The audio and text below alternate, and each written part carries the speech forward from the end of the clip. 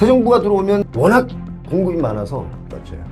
뭐 거의 반토막 나도 이상하지 않을 정도로. 그럼에도 불구하고 요새 기억나시죠? 스트레스 DSR 이거 들어올 때 좀 조심하셔야 되고. 이거 새 정부가 들어오면 이거 시작할까요? 새 정부와 상관없이 합니다. 이건 국가 헌정부든 정부든 예. 이건 무조건 치료부터 하게 돼 있어요. 여기서 제일 중요한 거 하나 말씀드릴게요.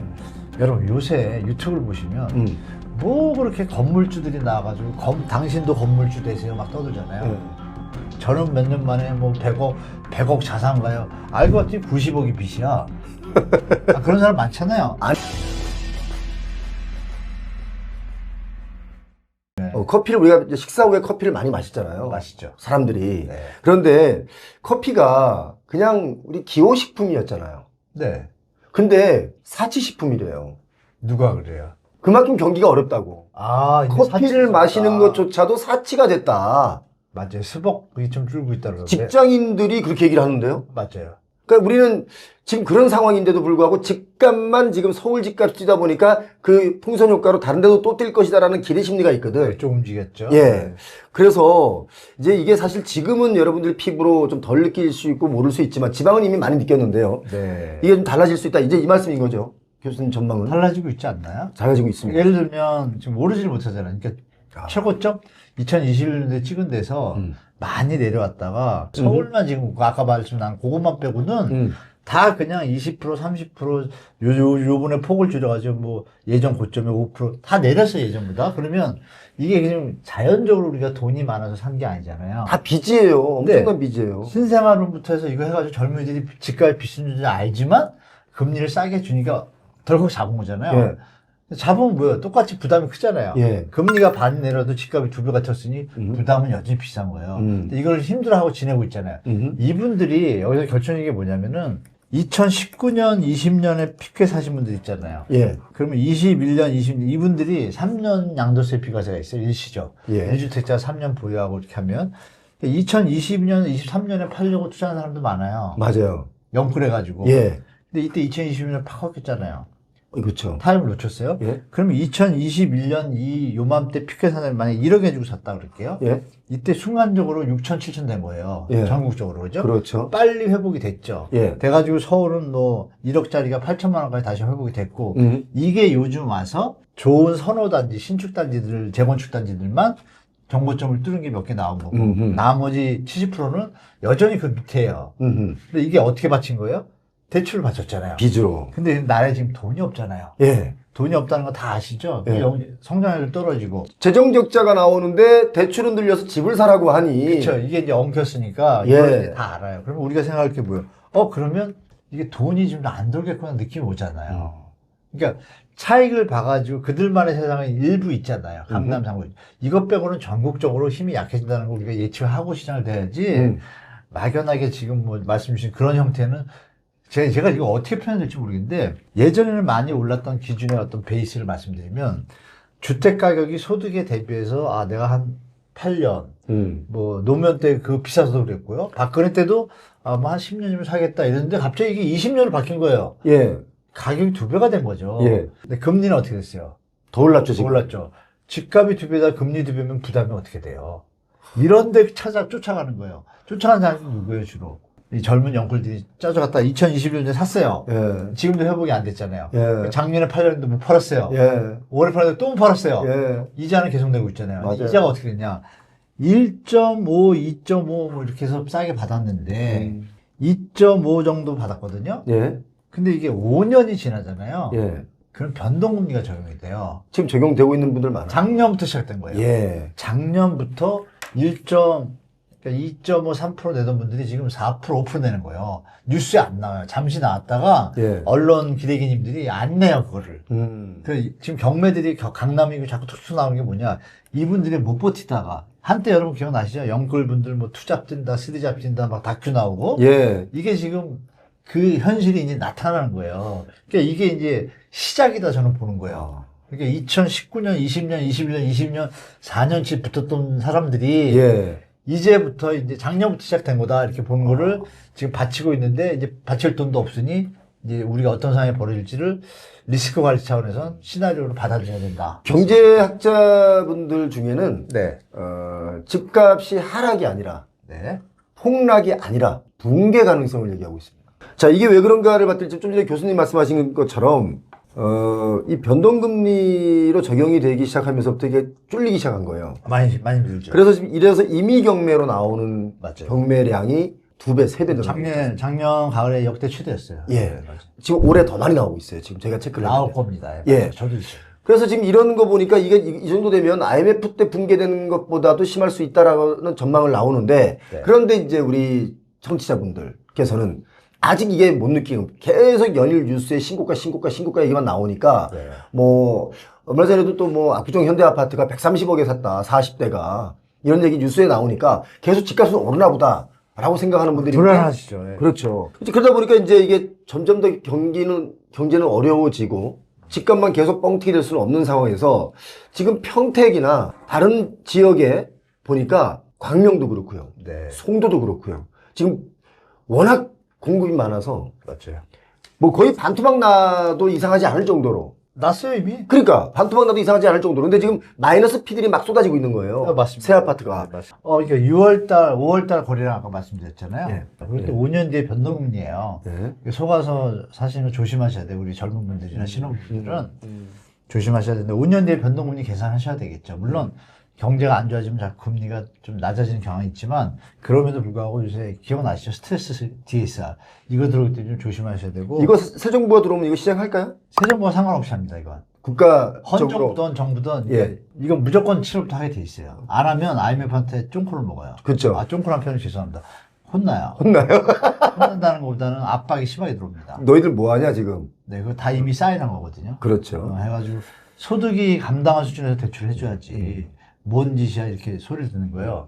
이건 뭐냐면 국가의 부동산에 문제가 생겼다는 게 외부로 노출되는 거예요. 이미 지금 뭐 IMF나 다른 그 기관에서는 뭐 두드려 맞았어요. 대한민국 집값 과열에 대해서 네. 굉장히 염려하고 있습니다. 우리나라 사람들은 우리나라를 걱정하지 않는데 오히려 외국에서 우리나라를 걱정하고 있는 거예요.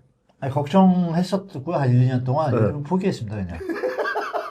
뭘 말씀드릴 게 뭐냐면, 거기까지? 네, 그 포기라는 개념이 어떤 개념이냐면, 예. 부동산 주택에 대해서 투자성이 없다고 판단 내린 거예요, 그냥. 어. 그 IMF 보고서 여러분들 혹시 홈페이지 들어가셔가지고, 예.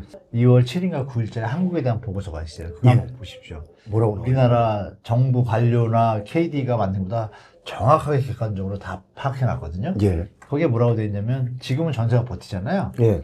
근데 이제 힘들어지면 전세 대출도 많잖아요. 예. 전세 대출 때문에 버티는 주택 가격도 있잖아요. 예.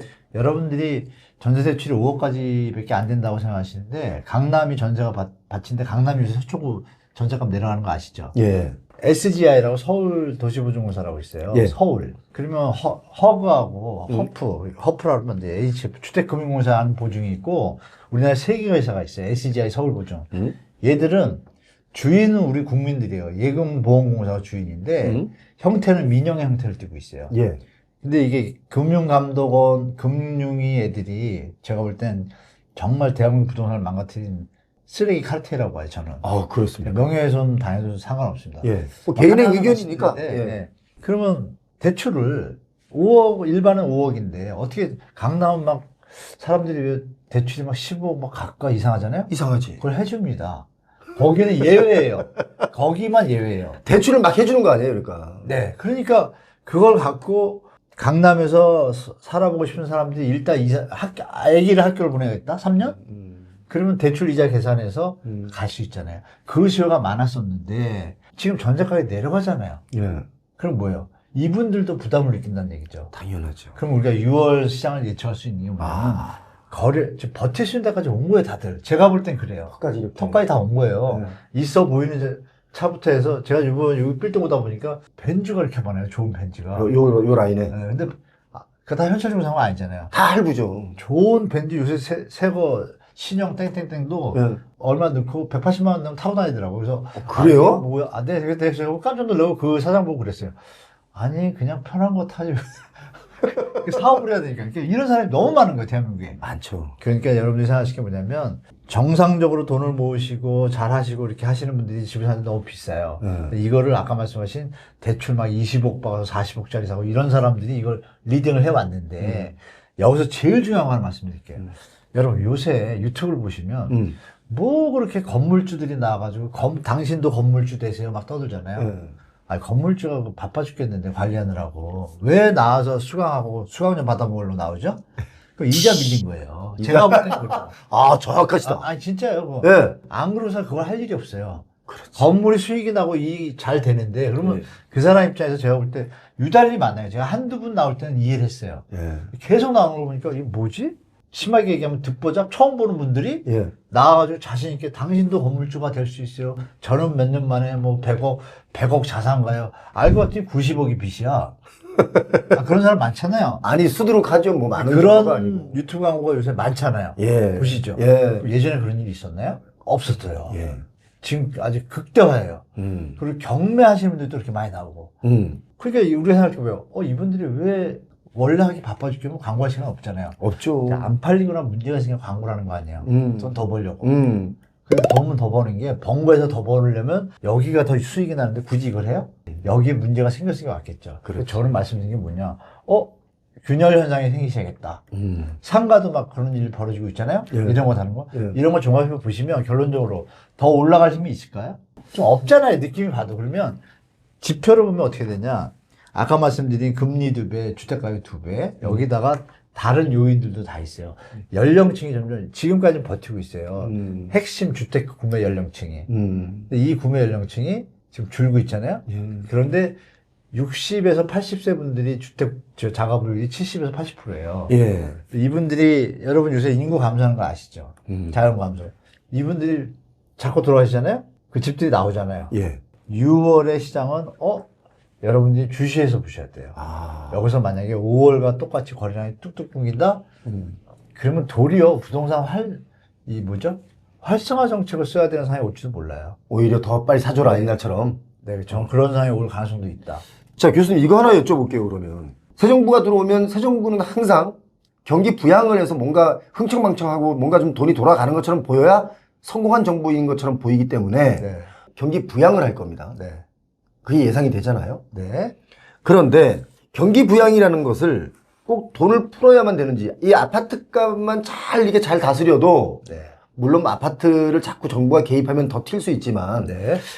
이런 아파트만 좀 잘 우리가 조절을 해도 경기 부양 가능하다고 저는 보는데, 그 점은 어떻게 생각하세요? 저도 인정해요. 왜냐면 두 가지가 있겠죠. 예. 주택가격이 올라가지고 사람들이 따라붙어서 거래량이 늘어나는 상승기가 있을 거고. 예. 근데 너무 상태가 안 좋아서 임계점에 다다르면 이렇게 동맥 상태 하잖아요. 동맥 경화 상태. 그러면 할 수 있는 건 역으로 못 가요. 그냥 시장을 놔두면 어느 지점에 가면은 사람들이 살 수 있는 수준의 가격이 되겠죠. 그렇지. 그때 정부가 취득세 지원이라든지 지원을 해주면 더 살 수 있겠죠. 그러면 전체 높이에서는 낮아졌지만 거래량이 출발되게 되면 어떻게 돼요? 살아나기 시작하잖아요. 그렇죠. 그러면 정부가 어떤 걸 택할지를 보셔야 되죠. 저번 정부처럼 집값이 폭락하는 걸 막기 위해서 받쳐주려고 펌핑을 해가지고 유지할 건지, 지금 너무 예를 들어서 PF 현장도 지금 정리가 안 됐잖아요. 예. 그러니까 안 되니까 가격을 안 낮추니까 안 사잖아요. 예. 그럼 낮춰줘야 되는 게 고통은 있지만, 그러니까 PF 현장이 정리가 되면 분야가 낮아지면 다시 출발되겠죠. 예. 그러니까 우리가 배탈 나면 좀 쉬었다가 해야지 다시 먹잖아요. 예. 지금 그런 상황이거든요. 딱 잘못되면 이게 큰일 나니까.